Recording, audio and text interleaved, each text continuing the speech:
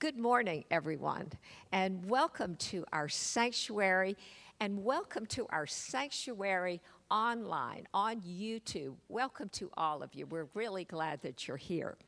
And so we are Wednesday, the 20th of September, and this is what is going on.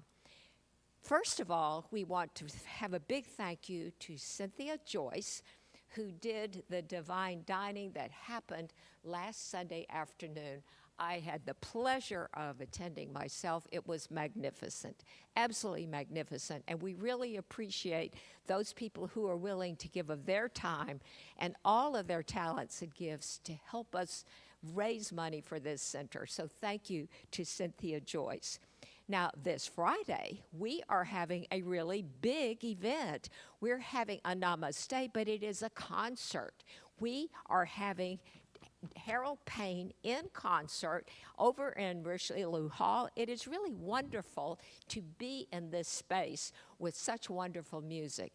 And many of us know Harold, and he's absolutely wonderful. He does a fantastic show. So I know that we are looking forward to seeing him and seeing him perform. There's a flyer out in the foyer if you need any more information. Now, we also have to have a fat thank you for all of those people who helped out with our amazing yard sale that also happened last weekend. Yes, I see a few people applauding, and it is worth it because it's a lot of work, over several days. Yes, I think that's wonderful. Thank you. Because it is a big deal. It's a good fundraiser for our church, but more than that, we all know that everybody who volunteered and even people who came just had fun and enjoyed working with each other. So thank you to Mark especially and the men's group for putting this all together. It was really wonderful. So we also want to talk about something brand new, not just Namaste, but Dr. Sharon, who is our speaker today, is going to be teaching a Science of Mind certificated class with Reverend Kathy. The two of them are partnering on this class, and it's called From Whence We Came. And it is an amazing class. And there's so many things you can learn from this in ways that may surprise you. Now, if you are, or if you know anyone who's interested in becoming a practitioner at this center, this is an important class to take and be a part of. So keep that in mind. Now, that class begins Wednesday, September the 27th, so that's a week from today. So be aware of that and think about that and get more information. Of course, Dr. Sharon is here if you have any special questions for her.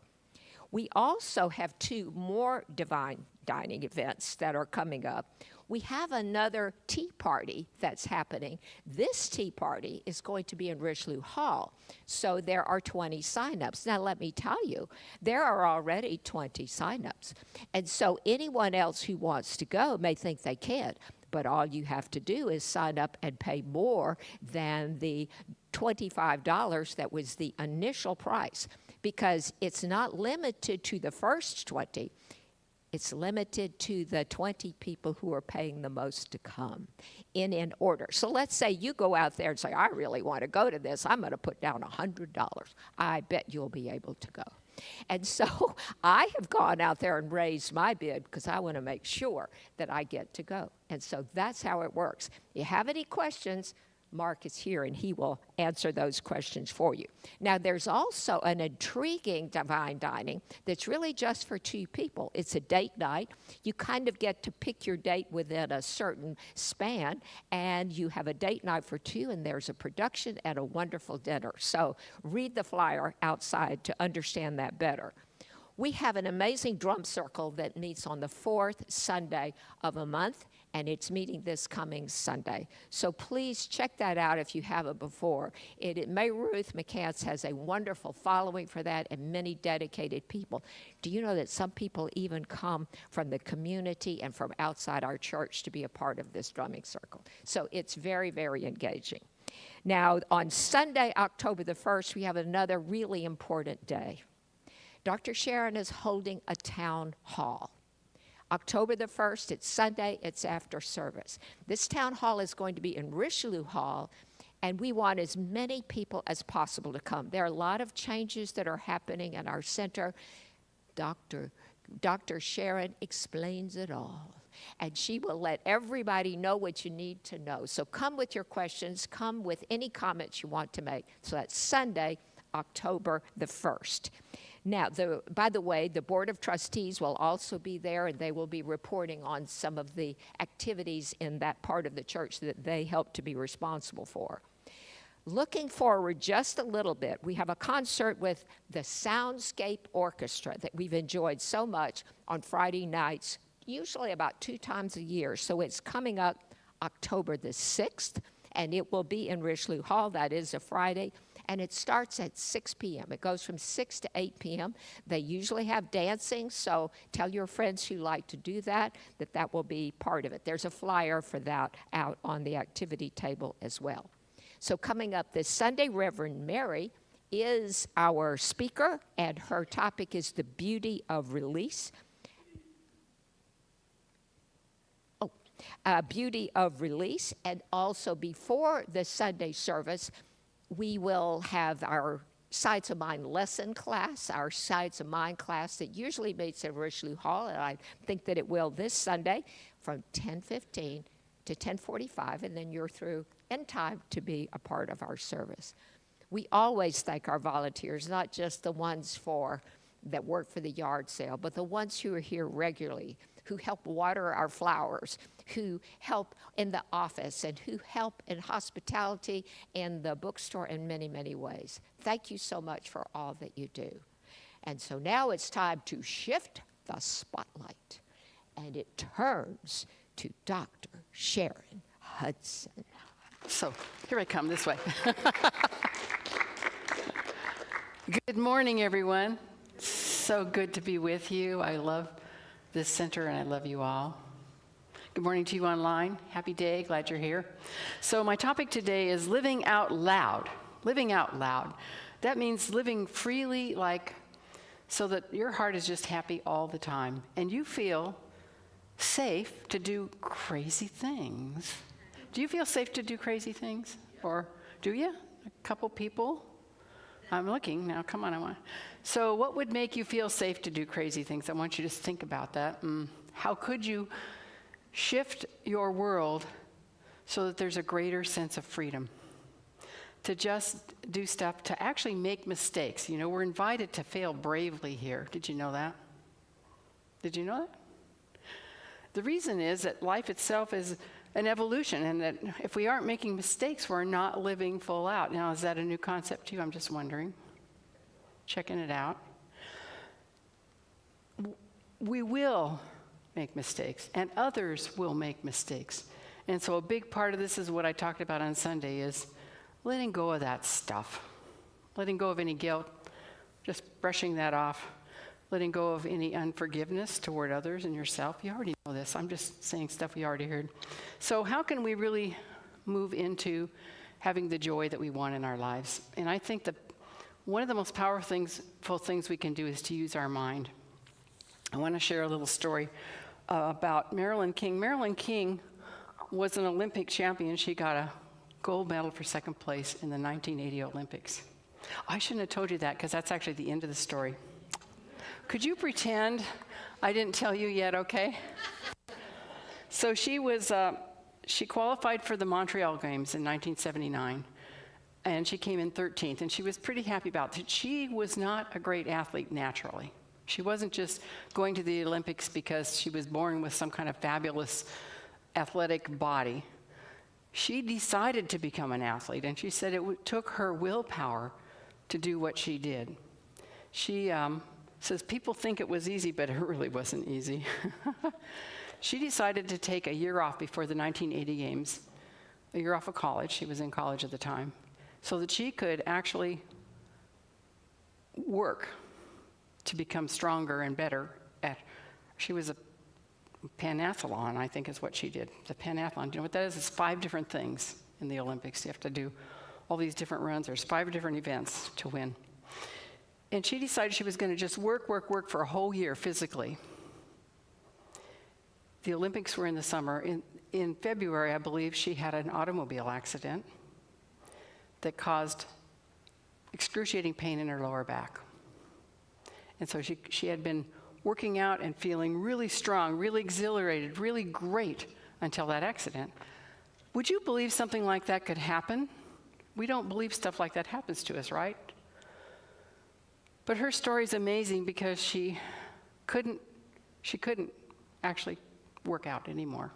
She was in such pain. And she decided that she was still going to win in the Olympics. Her goal was to get a gold medal, 1, 2, or 3. She wanted one of those. And so she got videotapes of athletes running in all these events, doing whatever it is. I should go look at the word over here. She got videotapes and she started sitting in her kitchen watching them. She watched them over and over and over again. She watched them in slow motion. And just for the fun of it, she watched them backwards. And she saw herself doing those things all the time. The challenge she was having is the doctors couldn't figure out what was causing the pain at first. They couldn't agree on a diagnosis or a treatment. And so she just kept struggling because she was in this limbo of not knowing if and when and how it could be fixed. But she was starting to just use her mind and that power of seeing herself doing it. She actually had an affirmation that she would win. Let me see if I can find her affirmation. I don't know. I have too many notes here. She said, "I'm getting better every day. I will place in the top 3 at the Olympic trials." It went through my head constantly. But the progress was slow. It was only a few months. And so she was doing this, watching the videos. And finally, they discovered that there was a bulge in one of her discs, and they were able to surgically repair that. And so now she's starting to heal, and she can finally walk. She had them set up the 5 different kinds of events, field events, and she went to the track and stood on the track. She couldn't actually work out or run or do anything at this point. She stood on the track and visualized herself doing all 5 events. She just saw it powerfully in her mind. She felt it, she knew it. And here's the thing, finally by the Olympics, she was actually able to do them. So she just said she went through all 5 of these things like she was in a dream. She just, she kept her muscles warm before. She had hardly had any time to actually do this workout. And she just did it, and she said, I got to read what she said. She said, "Afterwards, as I walked across the field, I heard a voice on the loudspeaker announcing my name. It took my breath away. Even though I had imagined it 1,000 times in my mind, I felt a wave of pure joy wash over me as the announcer said, 2nd place, 1980 Olympics. Olympic pentathlon, there you go. Marilyn King. We have the power to do amazing things. And we say often, change your thinking, change your life. But it's more than just your thinking. It's embodying something. It's doing something. It's doing as much as you possibly can. It's really stepping out, breaking the bounds. So take a moment and think about what you really would like to have shift in your life. I want you to think about that. You don't need to tell me right now. Get in touch with it. Notice what comes up. For me, it's having balance. It's having balance. And so what do I need to do to have balance, which means I have time for family, I have time for creativity, which honestly I haven't had much of lately. So I'm working on this. I'll give you a report next time I'm here, okay?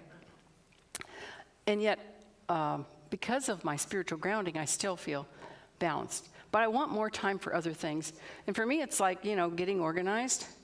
It's getting clear about what's most important. They say that if you want to fill a jar, you got to put the big rocks in before you fill it with sand. Sometimes we get all busy doing all the little things. They're just easier than the big ones that we really need to handle. Do you have any big rocks that you need to take care of? Yeah. So it's for me to really set those priorities. Know what things I must do to be able to have that clearing, to have that freedom, to have that joy. And notice which little things, once I put the big rocks in, there's not as much room for the sand. But what are the little things that are the most important? so we can free ourselves up. There's a really cool saying I like that goes like this. Let's see how we can walk through this. It's by William Arthur Ward. He says, do more than belong, participate. So we have a lot of people that participate. And one of the things I love about this community is people show up. They show up to serve in 1,000 ways. And there is something that is so rewarding and joyful about doing that. So whatever the thing is that you're feeling like you belonging to, I once joined Parents for Partners when I was a single mom with little kids.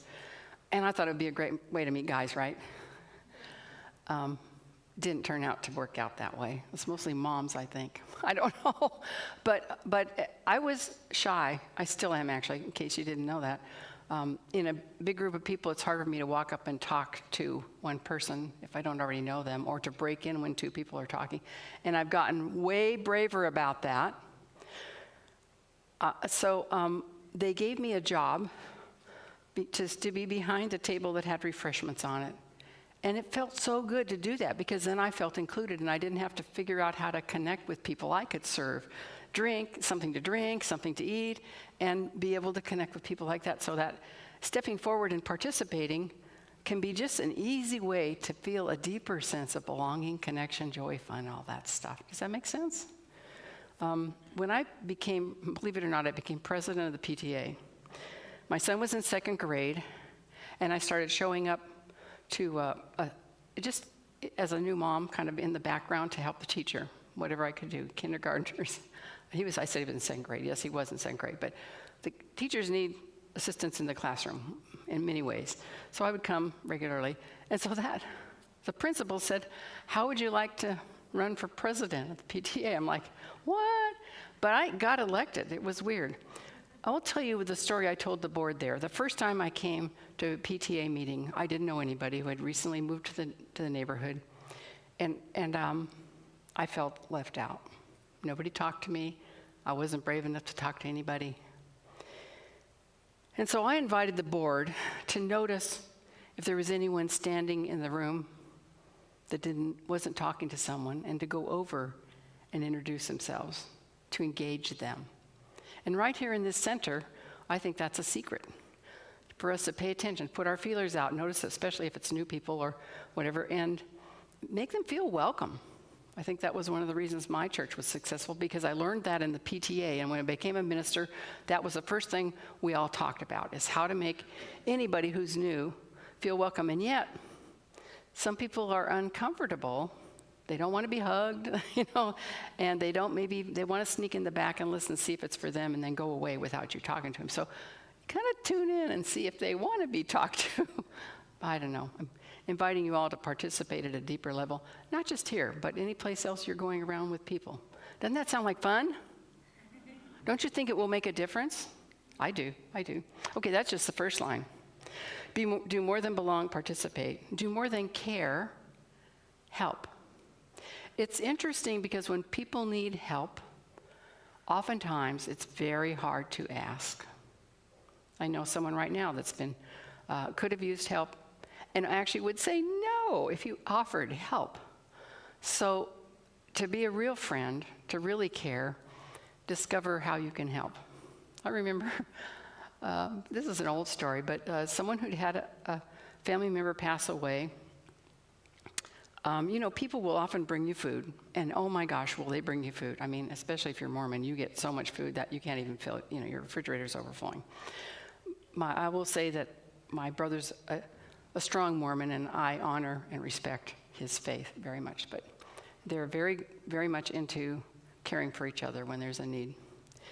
But the story I heard was that someone just came and said, what can I do something, can I polish your shoes? Is there something I can do that's just like, something that's out of the ordinary? What is it you need? So it's about looking for those other things that normally people wouldn't even think to help with. Do you need a ride? Do you need, and people need things. So how can I help? That's my next question. How can I help? How can I help? Okay. Do more than believe, practice. Okay, here we go with Science of Mind now. We believe this philosophy. Do we take time to practice it? Do we take time to really pray? Because prayer is powerful. Our way of prayer is amazing. There's a story about a girl that needed $100 to take driver's training class. And she and her mother just decided they would pray for it. And so they did with, their heart and soul opening. They saw her. That's the thing. We move into this vision when we pray. They affirmed that she would have the support she needed financially to be able to take driver's training. They go to church the next Sunday, and someone hands them an envelope with a $100 check in it. This stuff happens all the time. Stuff happens all the time.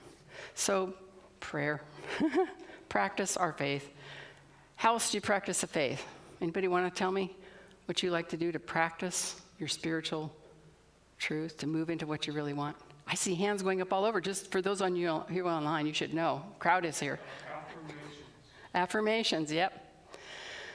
Thank you for that. Affirmations are powerful. And what she was using, what Marilyn was using, was an affirmation over and over and over in her head. And when you use the affirmation, you're living in it. So when you're bothered by things that are happening, when you're starting to think about hurt, the world affairs, all the affairs in the world that could bring your energy, your sense of well-being down because you worry about those things, start to do some affirmations that counter that. Move into a different place in your mind. And I saw a hand way in the back. Is that true? Yeah. Yeah. Dr. Richelieu always said, when you treat, move your feet. So you got to make that first step, no matter how tiny, in the direction you want to go in. Thank you. So Dr. Richelieu said, when you treat, move your feet. You have to take that first step, even if it's a tiny one, to move in the direction you want to go in. Yes, so treatment is spiritual mind treatment. It is treating our minds spiritually to know the highest truth for whatever it is, whatever the thing is. But you're right, we can't just do that and pretend like it's handled. But we can pretend it's handled, or not pretend, but know that it's handled. And yet there's something in us that we know there's some steps for us to take. Something's on us. So thank you. I love that. It's great. So we practice with prayer, with affirmations, with moving our feet. And of course, one of the things I absolutely love is meditation, getting really still and listening to that quiet voice within. Because I get my best ideas there. When I'm going somewhere, there's two ways I could go. I actually stop, tune into that wisdom within, and sense going this way and sense going that way. And one of them will feel the best route. The signals are all going to be green or whatever it is. I don't know. And maybe that's not where the construction's happening. But I tune in every time I do that. Are we tuning in to make decisions that are simple as which way shall I leave my home? Tune in all the time. Okay, the next one is, it says, do more than forgive, forget. But I don't know. I think you can forgive without forgetting. But the thing is, you don't want that thing to keep going through your mind, right? So forgiveness is for you, not the other person. It is ensuring that there's no one in your life that does not have safe passage through your mind. One of my tricks is to beam love. If someone did something that disturbed me and it starts to go through my mind, I beam love at them. When my mother and father separated, my mother had this little card that had a prayer on it. And she began to pray that prayer for my dad all the time. It started, beloved of God. Beloved of God, these are the things I know about him. And it was a beautiful prayer. So if there's anybody troubling you, how about you just get bigger than all of that? And you're the hero now. You're doing the healing in the world. And you're sending peace, love, whatever feels right to them. Because, we all make mistakes. And sometimes people can be very cruel, very mean. And there's a reason. There's a reason. Sometimes it's their past history. It's their own woundedness. There's a reason. And there's some healing that needs to happen in them for them to be hurting others. Does that make sense? Okay, good. I hope so. We're all on the same page. And finally, it says, do more than dream work. Well, there we go. That's our move our feet thing, right? Move our feet. I don't need to do Ernest Holmes. I want to practice something with you today. I taught this on a Sunday. We did this on Sunday, so some of you probably experienced it. It is one of my favorite forms of introduction to meditation. It is chanting the sound of creation, which is ah, as opposed to om.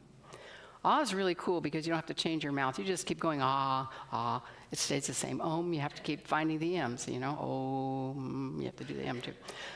Both of those are powerful, but I like ah. It's very centering. This is what, and Wayne Dyer's the one I learned it from. He writes, implement this sound meditation in your morning practice. I think you could do it at night too. I do it when I'm driving in the car out loud. I keep my eyes open. You will be harmonizing with a sound of peace and joy, as well as participating in the idea that you and God are one in the universal sense. So our whole understanding is that there's a divine presence in all. In fact, I have this wonderful quote from the Bible. Woo, woo.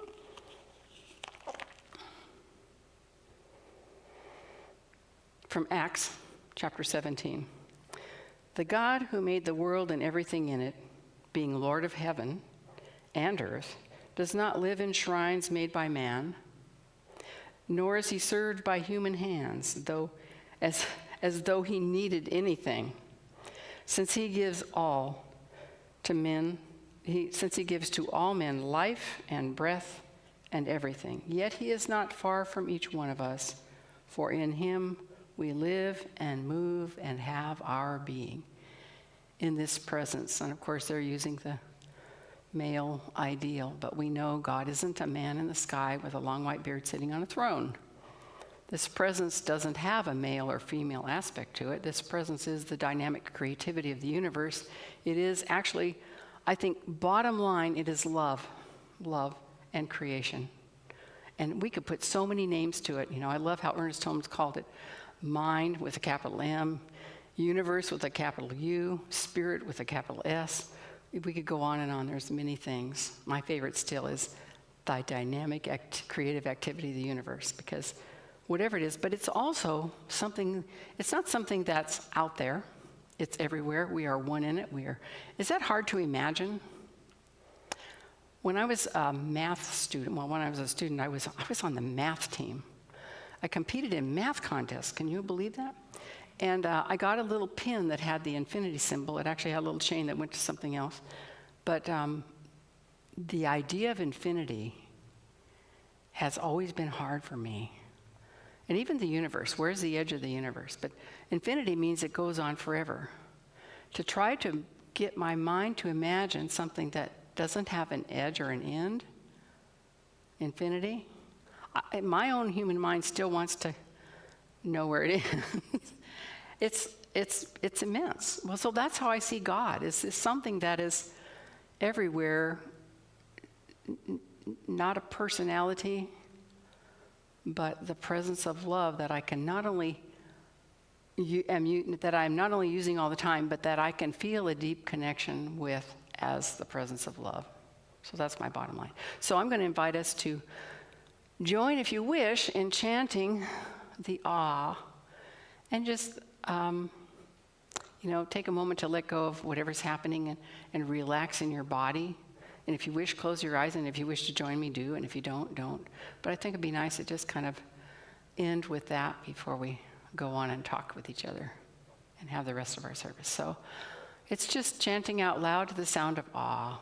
So here we go. Ready? Deep breath in. Ah.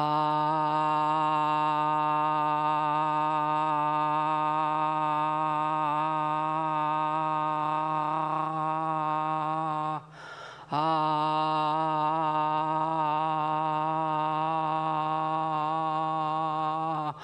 Ah.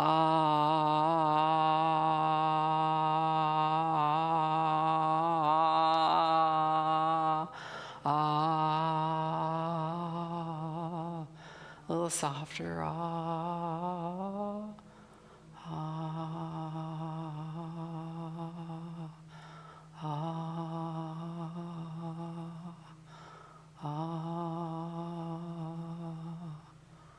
Ah. And then do it silently in your own mind.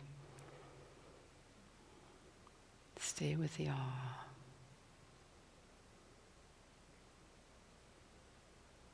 and just see good coming to you. Good flowing from you. It's a beautiful thing. And so it is. And so I know that our beloved Ruth is going to pass somebody. Maybe is going to pass a basket. And while that's happening, I'm going to ask if anybody has any comments, questions, reflections, requests for prayer. Anybody? We have a microphone that will come running to you. All right. Oh, I'm going to do a prayer, but I'm going to do a prayer after we do the talking thing. Oh, a prayer for that. See, thank you, Ruth. You're the best. Okay, would you join me as we take a moment to,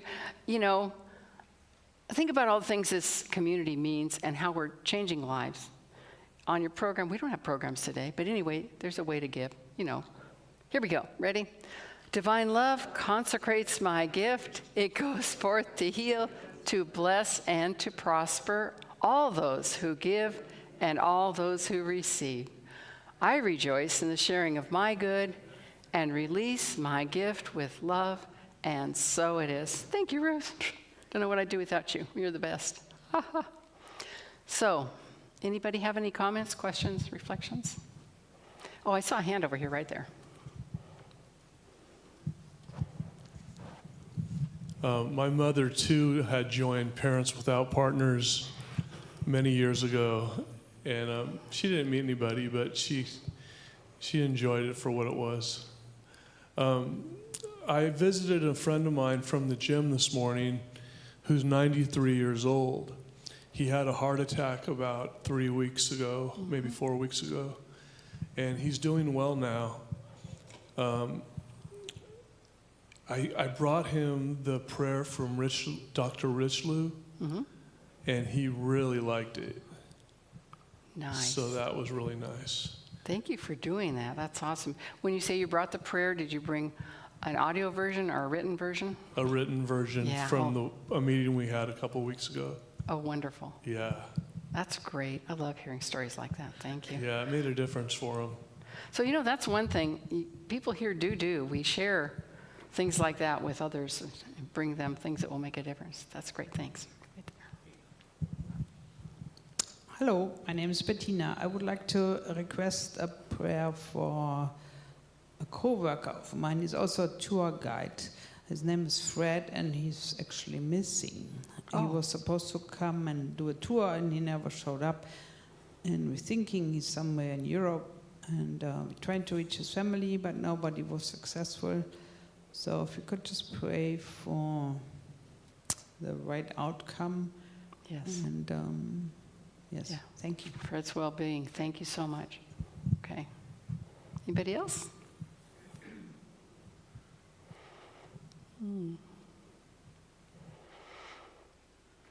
Just checking. Going. Well, Is there one online? Oh, I think we have something from online real quick. okay. It's just a comment. Affirmation for good from Emma Curtis Hopkins. I look with wonder at that which is before me.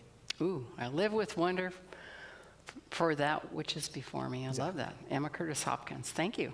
Thank you online, beloved. What a great thing. Okay, anything else?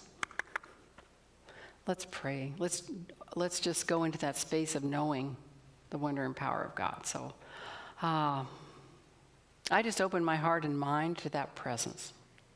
The one power, divine life, which is my life, which is the life of each person here and beyond. It is the heart and the center of all life that is. So just with the awareness of that unity, I bring to my mind Fred, the tour guide. Just accepting that there is something in Fred's life that is bringing him forward to his highest and best experience, that he is found, he is well, he is living life the way his heart desires. That this presence and power has always and is always with him and as him, as an inner guide, as a divine awareness, and so he is safe. He is whole. He is well.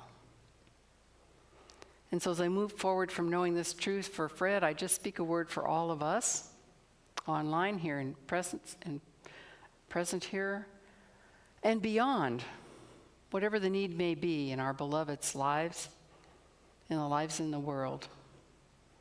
I just know that this power and this presence is now bringing that guidance, that direction, that sense of a good expectation, a calm and confident expectancy of good for whatever any issues may be. That healing is happening beyond people's understanding. That relationships are healed and whole and brought back to the truth of love, which is overpowers anything unlike it. That if it's in the world, using creativity, having the right job, having the right activity in life, being called forward to live life out loud, that there is a divine desire and direction for each one of us and for all to be able to be free to live in joy, to live with a sense of freedom, of unboundedness, to live with a sense of deep connection and belonging, that our hearts are healed, that within us the soul guides,